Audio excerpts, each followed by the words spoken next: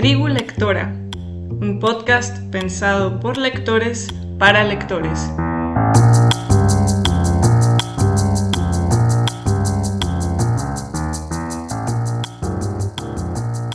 Hola a todos, mi nombre es Vanessa Escoda y conmigo se encuentra mi compañera Fabiana Trujillo. Hola Fabi. Hola, Vane.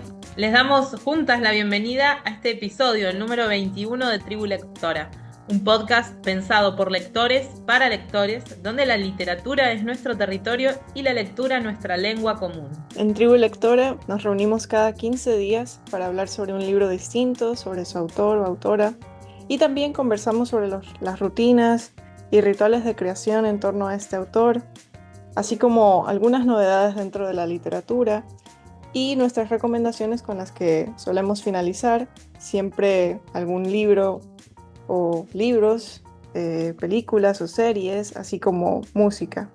Antes de comenzar, Fabi, si te parece, y como hacemos siempre, vamos a invitar a quienes nos acompañan del otro lado a sumarse a nuestro club de lectura virtual. Estamos contentas y ansiosas por anunciarles a nuestras nuevas escritoras. Solo vamos a decir la del el mes de agosto. Septiembre todavía no lo vamos a develar. Sí, Pero empezamos un nuevo ciclo, ¿no? Cada 2 meses tenemos un nuevo ciclo y ahora nos quedamos en el gótico, estamos cómodamente estamos muy instaladas en el góticas. gótico. Y en el mes de agosto vamos a leer a la autora estadounidense Shirley Jackson con su novela Siempre hemos vivido en el castillo. La sesión será el día 28 de agosto. Sí, así que para los que estén interesados pueden escribirnos directamente por Instagram. Estamos como tribulectora.cdl o a nuestro correo electrónico tribulectora.cdl@gmail.com para obtener más información sobre los ciclos y también información sobre cómo suscribirse. Hoy nos convoca una de las autoras que fue protagonista del ciclo anterior en Tribu Lectora, el ciclo llamado Pasado que Insiste. Hablamos de la escritora estadounidense Carson McCullers y ahora vamos a compartir algunos fragmentos y también algunas ideas acerca de su novela llamada La balada del café triste. En aquellas noches de invierno, oscuras y silenciosas, el café era el punto central y cálido del pueblo, y sus luces brillaban tanto que se veían desde un cuarto de milla. Al fondo de la sala, la gran estufa de hierro rugía, crujía, se ponía al rojo vivo. Miss Amelia había hecho cortinas encarnadas para las ventanas, y a un buhonero que pasó por el pueblo le había comprado un gran ramo de rosas de papel que casi parecían de verdad. Pero no era solo el calor, los adornos y la iluminación los que hacían al café tan preciso para el pueblo. Había una razón más honda, y aquella razón estaba relacionada con cierto orgullo que hasta entonces no se había conocido por aquí. Para comprender este nuevo orgullo hay que tener en cuenta el poco valor de la vida humana. Siempre había un montón de gente esperando junto al molino, pero en las casas no tenían casi nunca carne suficiente, ni vestidos, ni tocino. La vida llegaba a convertirse en una larga y turbia rebatiña solo para conseguir lo necesario para mantenerse vivos. Lo más desconcertante es que todas las cosas útiles tienen un precio y se compran solo con dinero, y que así es como está organizado el mundo. Sin tener que pararse a pensar, ya sabe uno cuál es el precio de una bala de algodón o de un cuartillo de melaza. Pero a la vida de un hombre no se le ha puesto precio. Nos la dan de balde y nos las quitan sin pagárnosla. ¿Qué valor puede tener? Si uno se pone a considerar, hay momentos en que parece que la vida tiene muy poco valor o que no tiene ninguno. ¿Cuántas veces, después de haber estado uno sudando y esforzándose, y las cosas no se arreglan, se le mete a uno en el fondo del alma el sentimiento de que no vale gran cosa? Pero el nuevo orgullo que trajo el café a este pueblo se dejó sentir en casi todos los vecinos, hasta en los niños, porque para ir al café no era necesario pagar la cena o un vaso de whisky. Había refrescos embotellados por un níquel, y si no podía uno gastarse ni eso, Miss Amelia tenía una bebida llamada zumo de cereza que valía un penique el vaso y era de color rosa y muy dulce. Casi todo el mundo excepto el reverendo T.M. Willing, iban al café por lo menos una vez a la semana. A los niños les encanta dormir en casas ajenas y comer con los vecinos. En esas ocasiones se portan como es debido y se ponen orgullosos. Así de orgullosos se sentían los vecinos del pueblo cuando se sentaban a las mesas del café. Se lavaban antes de ir donde Miss Amelia y al entrar en el café se restregaban los pies muy finamente en el salón. Y allí, por lo menos durante unas horas, podía uno olvidar aquel sentimiento hondo y amargo de no valer para gran cosa en este mundo.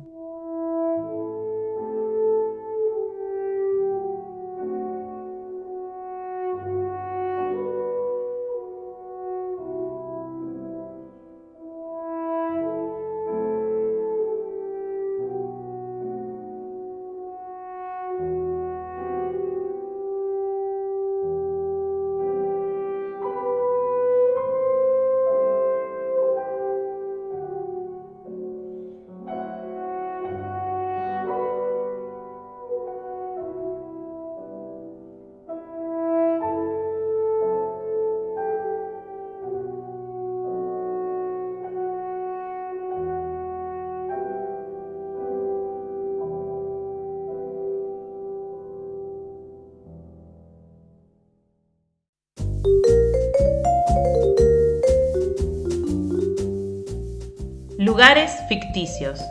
No existen, es cierto, pero nos gusta habitarlos, comentarlos y compartirlos. Hablamos de los espacios de la ficción.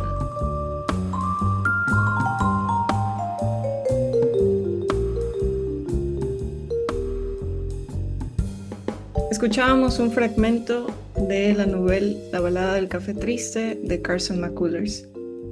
Esta autora fue parte de nuestro ciclo Pasado que insiste. Este relato, esta novela corta, es una novela que, bueno, más adelante conversaremos con más detalles sobre los personajes y la trama, pero que de alguna manera también refleja, quizás a un nivel de interioridad, la vida de Carson McCullers en cierta medida. No la vida, pero su empatía con las personas y con todos aquellos que están un poco más bien fuera de la norma y un poco al margen. Entonces, ¿quién fue esta autora? Carson McCullers. Ella nació en Columbus, Georgia, en 1917. Su nombre no es originalmente Carson McCullers, sino Lula Carson Smith. Durante su época estudiantil no fue precisamente una estudiante muy destacada. De hecho, lo que más le interesó por mucho tiempo fue la música y el piano. Quiso dedicarse a eso, quiso ser concertista de piano. Sin embargo, por distintas razones, o bueno, más bien por razones ligadas a su salud, porque fue una persona lamentablemente muy enfermiza, y por este motivo ella tuvo que renunciar a continuar con sus metas de ser pianista y ser concertista, sobre todo por la rigurosidad de las prácticas y lo demandante que podía ser. Sin embargo, descubrió en su soledad y en su tiempo, aún estando enferma, que la escritura era algo que ella podía perseguir. Y eso fue lo que hizo. Viajó a Nueva York con 17 años y se inscribió en carreras y cursos de escritura creativa, en Juilliard y también en la Universidad de Nueva York. Siempre fue una lectora muy voraz y de alguna manera ella creo que ya supo desde muy temprana edad que esa era su vocación. A los 19 años, a pesar de estar enferma y postrada por un malestar respiratorio, ella comenzó a escribir su primera novela, que conocemos en español como El corazón es un cazador solitario. Y más adelante, a los 20 años, se casaría con Reeves McCullers, de ahí ese apellido que es el que ella toma. Y este fue un matrimonio más bien tormentoso. Los últimos años de la vida de Carson McCullers estuvieron muy limitados por su salud. Ella permaneció en su casa en Nueva York, porque de hecho ella, a pesar de que es del sur, vivió casi toda su vida en Nueva York y otros momentos de su vida en París, en Francia. Ella estuvo postrada y esto le impidió escribir. Sin embargo, ella encontraba maneras de continuar escribiendo. A veces también le pedía a personas que la visitaban, amigos de ella, conocidos del mundo de la literatura, que también le ayudaran en este esfuerzo por continuar escribiendo. De esa manera fue que de hecho ella eh, culminó, bueno, hasta cierto punto pudo culminar un proyecto autobiográfico que ella tuvo, eh, que lleva por título Iluminación y Fulgor Nocturno, en el que se encuentra no solamente su biografía, pero también cartas que mantuvo con su esposo y otros testimonios más de su vida. La novela que elegimos, en este caso fue una novela que elegimos para leer en el club de lectura, pero que realmente nos gustó tanto que queríamos de alguna manera dejar sentado esto en este episodio del podcast, es La balada del café triste. ¿Qué pasa en La balada del café triste? Bueno, es una de las novelas que está enmarcada en lo que se conoce como literatura sureña o gótico sureño, hablando siempre del sur de Estados Unidos, en una ruinosa casa de un pueblo, probablemente en Georgia, vive Miss Amelia, una mujer alta, rica, desgarbada, solitaria, que no teme a los hombres, eh, y de la que poco saben los habitantes de este pueblo, pero a quien mucho respetan, ¿no? Por muchos temas, ¿no? Por ser rica, por su forma de pararse frente a las situaciones, y también por ser la dueña de muchas de las cosas que hacen que funcione la economía del pueblo, ¿no? Ella vive en una casa en la que hace muchos años funcionó un café. Y lo que vamos a ver en la novela es como una especie de flashback entre la introducción y el cierre, una especie de flashback que nos va a contar cómo es que nació ese café, qué sucedió allí y cómo terminaron las cosas para que esa casa ahora tenga las ventanas tapadas con maderas y clavos, ventanas que solo dejan ver un rostro avejentado algunas horas durante los atardeceres de este pueblo. Em, la historia del café tiene que ver con la llegada de un personaje que es el primo Lyman al pueblo, supuesto primo de Miss Amelia, incomprobable el dato este, Sí, y que va a producir un cimbronazo, porque Miss Amelia es una mujer dura, fría, distante, calculadora, que acoge a esta persona, este jorobado, con el afecto de un amante, ¿sí? Se enamora sí, del primo Lyman. Y va a aparecer un tercer factor que va a alterar esta ecuación, que es el ex marido de Miss Amelia, Marvin Macy, que saldrá de la prisión luego de cometer algunas de sus tantas fechorías, saldrá de la prisión y regresará al pueblo a cobrarse la humillación que sufrió esos 10 días de matrimonio que tuvo con Miss Amelia. O sea, tiene unos condimentos, ya solo con eso uno dice, a ver, ¿qué pasa acá, no? sí, sí, sí. Hay un triángulo ahí bastante inusual, triángulo amoroso muy inusual y poco conveniente. Eh, y de hecho, creo que esto también es algo de lo que puede llamar la atención del relato. Ciertamente conmigo sucedió, me atrajo la clase de personajes, porque son personajes muy distintos. Entonces sí, hay un triángulo amoroso, entre comillas, que no es en absoluto como los conocemos dentro de los relatos convencionales del romance, etcétera. Como ya dijiste, Vane, esta mujer, Miss Amelia, es una mujer de 1,80 m, que de hecho eso comparte con Carson McCullers, que fue una mujer muy alta, no con esta corpulencia de Miss Amelia, pero sí con esa misma altura que hace que destaque también la figura de una mujer en relación a la de otros hombres.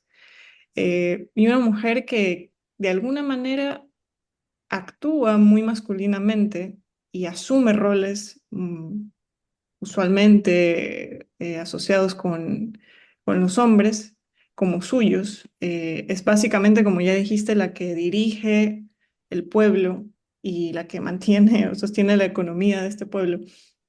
Cuando llega este jorobado, yo tuve un mal presentimiento. No sé si te ocurrió, pero también quise otorgarle esa duda de que podría ser, no podría ser como lo estuviera pensando, etcétera. También en los medios creo que hay una representación de este tipo de personas, como los jorobados, un poco más asociadas como a la maldad y otros factores, ¿no? Entonces, pero yo quise creer que podría ser distinto, pero me equivoqué. Y, y el jorobado resulta siendo este hombre el que Miss Amelia encuentra afecto auténtico por él. Yo creo que los une sus diferencias también.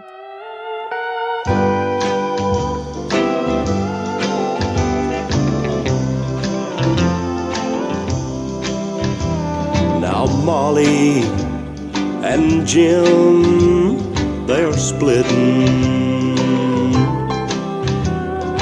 Babe and her Joe, they are too. And it's time you and I should be quitting, 'cause our breakup is long overdue. But you'd get the house and the kids, dear, and the old Chevy, I know. All I'd get are the bills and the heartaches. Looks like I can't afford to let you go.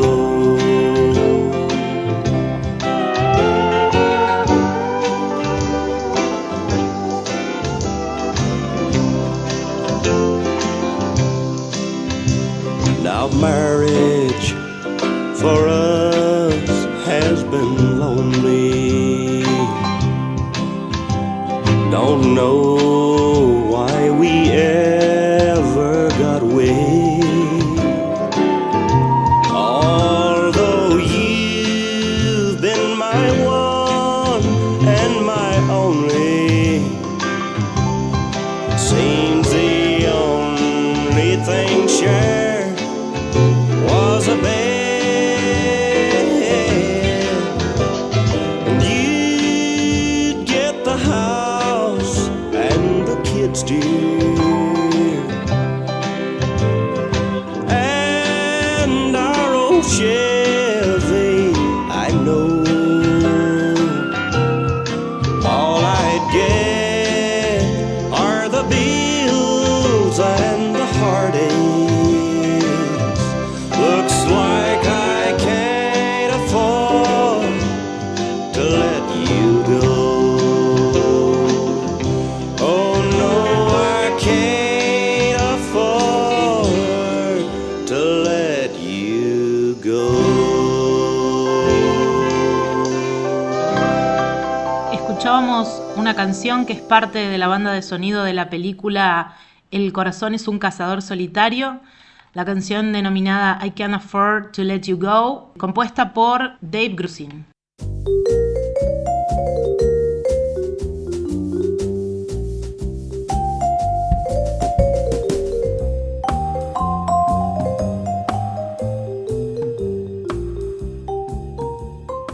Algo de lo interesante dentro de este relato es lo grotesco, y que forma parte del gótico también, ¿no? El uso del grotesco para representar ciertos temas. Sí, hay un tema acá que vos decís, bueno, el atractivo que encuentra Miss Amelia en el primo Lymon.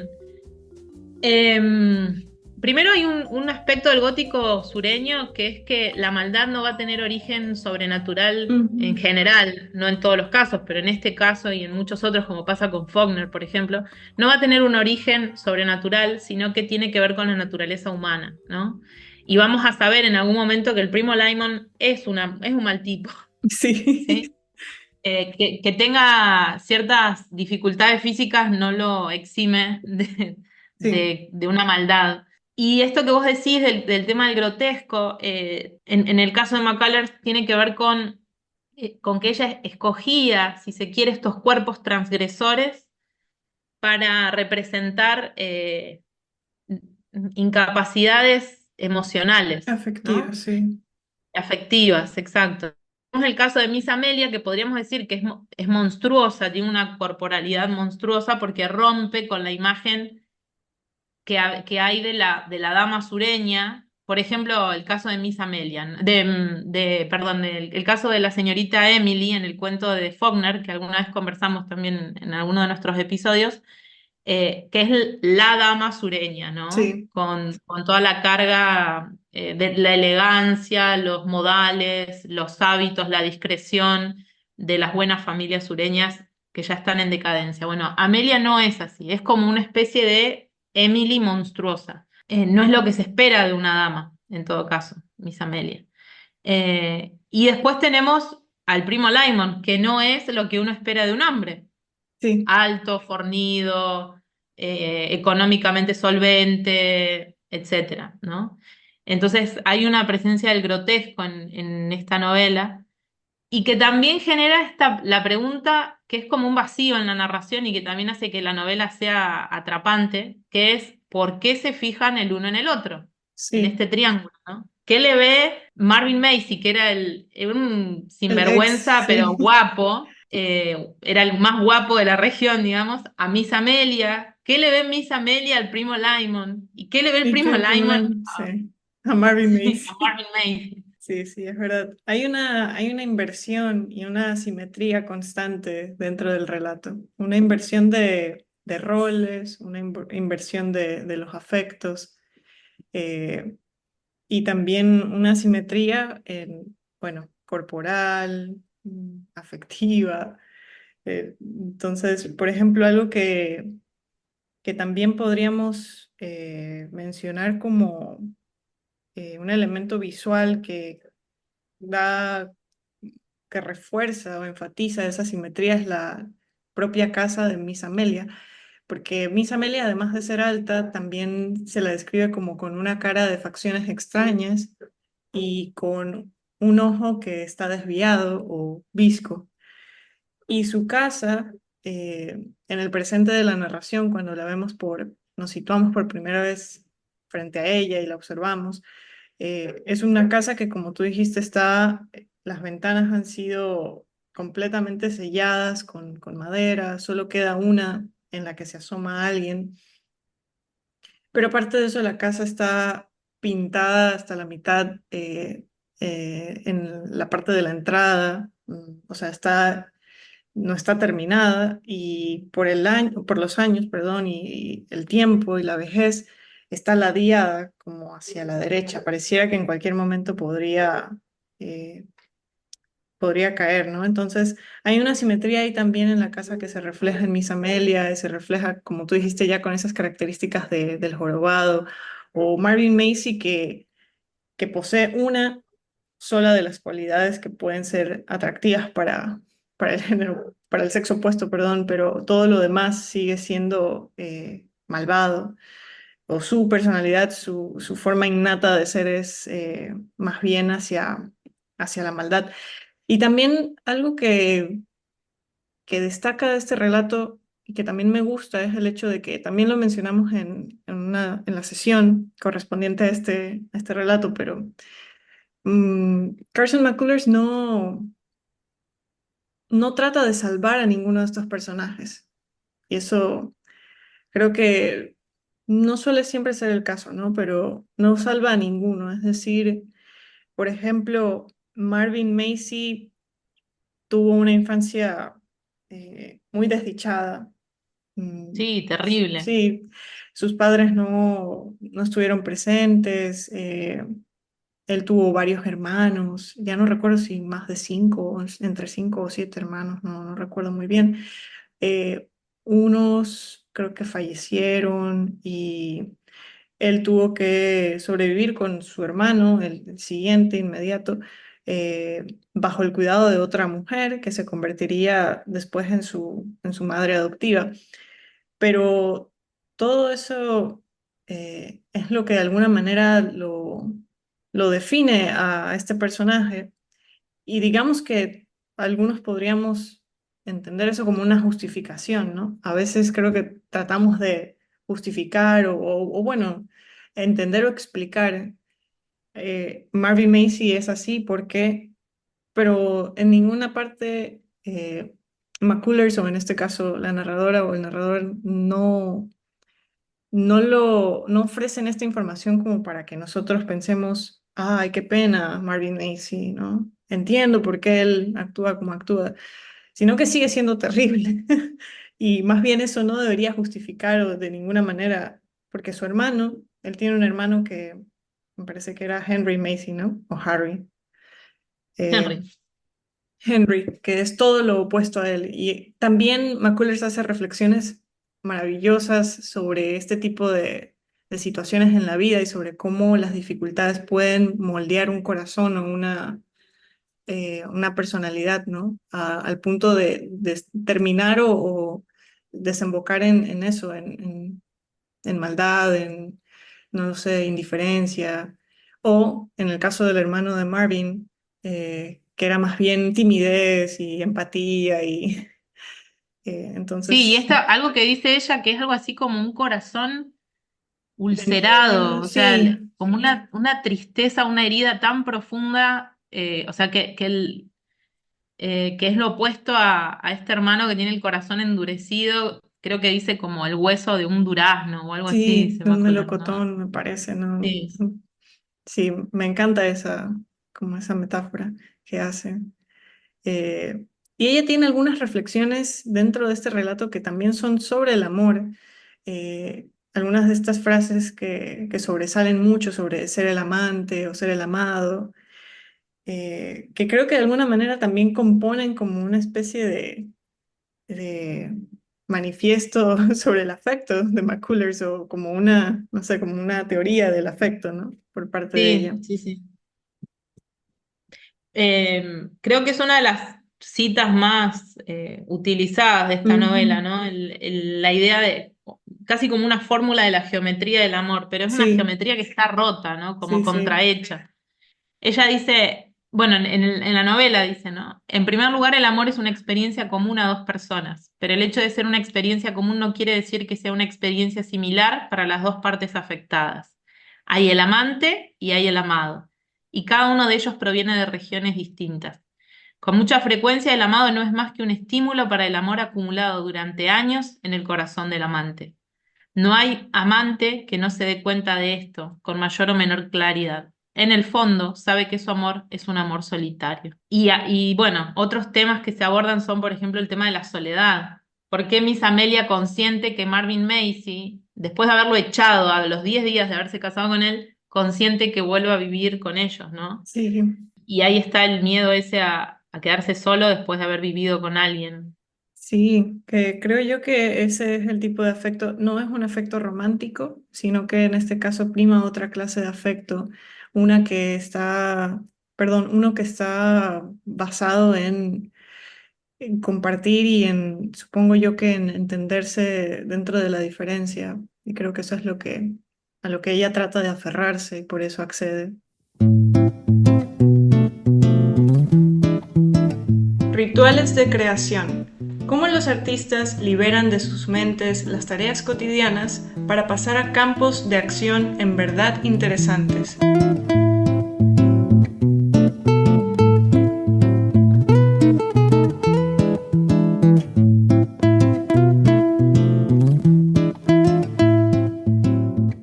Bueno, Fabi, llegamos al momento en el que conversamos sobre los rituales de creación, en este caso de la escritora que elegimos para hoy, que es Carson McCullers. Eh, Ella tiene un libro en el que habla un poco sobre esto, este libro que vos mencionaste al comienzo y que fue una especie de memoria dictadas, porque ya no podía escribir por ella misma, llamada Iluminación y Fulgor Nocturno. Y el término iluminación es el que ella usa para referirse a estos periodos de creación. Sí, sí, a mí me gusta porque de alguna manera ella encuentra como inspiración o iluminación y hay alguna cita entre las que ella menciona dentro de este texto autobiográfico, donde ella está como atrapada por esa luz o esa luz se proyecta sobre ella y ella tiene que aprovechar y dedicarse a escribir y poder de alguna forma capturar esa iluminación, pero también hace un contraste con la noche y con, bueno, con la soledad de la noche y lo que Estos llega. ataques que ella tenía Sí, también, ¿no? Hablando de estas iluminaciones, elegimos algunas que por ahí son como las más significativas y que también tienen que ver con sus obras más significativas, tal vez. Por ejemplo, la que le sucedió cuando escribió o cuando comenzó a escribir El corazón es un cazador solitario. Ella dice que cuando tenía 17 años y durante varios años más, o sea, este proceso empieza en el 17, ella empieza a escribir la novela cuando tiene 19 y la publica creo que a los 21 o 22 años. Entonces fue sí, un periodo largo de tiempo. Ella dice, mi vida quedó prácticamente colapsada por una novela que sencillamente no veía clara. Tenía 5 o 6 personajes como mínimo clarísimos en mi mente. Cada uno de estos personajes estaba siempre hablando con el protagonista. Yo los comprendía, pero el protagonista, aunque yo sabía que era el centro del libro, quedaba fuera de foco. Entonces, ella dice que pensó que utilizaría esos personajes en algunos cuentos. De hecho, sucede esto. Hay algunos cuentos que ella escribe antes de la publicación de la novela que son como una especie de ejercicio en torno a estos personajes que después van a reunirse en la novela, tal vez con otros nombres y demás, pero van a ser los mismos. Y entonces dice que un día, mientras caminaba de un extremo al otro en su sala, eh, agotada por el problema este que ella misma se había planteado, se le ocurrió de golpe la solución. Le cambió el nombre a ese protagonista silencioso que en ese momento se llamaba Harry Minowitz, le puso John Singer y mientras pensaba y caminaba se dio cuenta de que era sordo-mudo y por eso los demás siempre le hablaban a él y él nunca contestaba.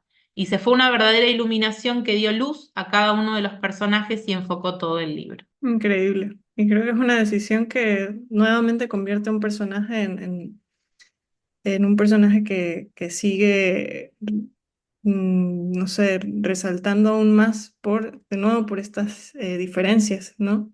Es decir, le agrega eh, bueno, le agrega una discapacidad o una limitación, pero con ello también mucho al personaje.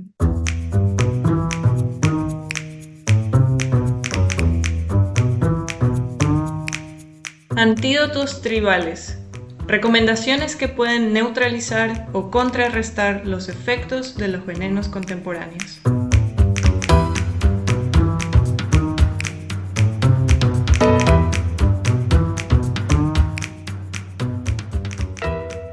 Bueno, Vane, llegamos a la última parte de este episodio. Hay mucho que decir sobre Carson McCullers y de hecho creo que en la sesión nos quedamos cortos, a pesar de que tuvimos el tiempo para hablar, pero siempre hay tanto. Así que queremos compartir, perdón, unas cuantas recomendaciones para acompañar este relato. Bueno, los demás relatos que forman parte del texto, La balada del café triste. El segundo del corazón es Un cazador solitario. La primera novela de McCullers, la que mencionamos ya, Iluminación y fulgor nocturno, esta biografía que fue dictada durante el periodo más incapacitado de la vida de esta autora, ¿no? Otros cuentos que están dentro de la línea del gótico sureño y que creo que perfectamente se alinean con la protagonista de esta historia son, por ejemplo, La gente buena del campo, de Flannery O'Connor. También está Clytie, de Eudora Welty. que de hecho Eudora Welty se conoció con Carson McCullers. El que Vane mencionó mientras estábamos comparando a Miss Amelia con Miss Emily, que es de Una rosa para Emily, de Faulkner. Y tenemos una última recomendación en textos, que es El jorobadito, de Roberto Art. También hay muchas películas y cosas así para recomendar. Si quieren entrar en el clima de lo que es la literatura sureña, pueden leerlo o pueden verlo, depende del tiempo que tengan, pero está el libro de Margaret Mitchell, si no me equivoco. Fabi, me corregís, es ella, ¿no? Que después, bueno, se llevó al cine, obviamente, ahí con Scarlett O'Hara como la protagonista, así que es como la antítesis de Miss Amelia, Scarlett O'Hara, esta dama sureña que tiene como único objetivo en su vida conseguir un esposo o casarse con un Sí, hombre rico y de el buena opuesto reputación. de Miss Amelia. Exacto, sí, sí, sí. Al menos la primera parte de la película, que no está tan enfocada en las relaciones románticas de Scarlett con sus múltiples hombres, sino en la guerra entre el norte y el sur, nos pone bastante en clima, ¿no? Con esta época y este espacio. Y después está la película, la adaptación que se realizó en el 91 de la película La balada del café triste, dirigida por Simon Callow, protagonizada por Vanessa Redgrave como Miss Amelia y Kit Carradine como Marvin Macy. Que está muy buena, ¿eh? A mí me gustó la adaptación. Aunque la crítica en su momento le pegó bastante, pero me gustó.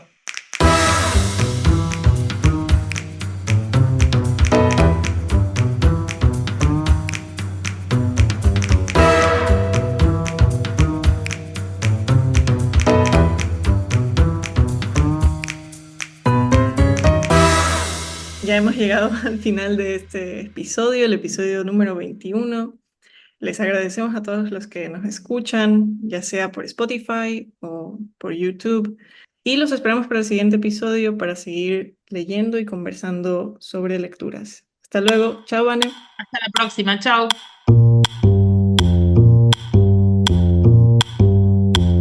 Tribu Lectora.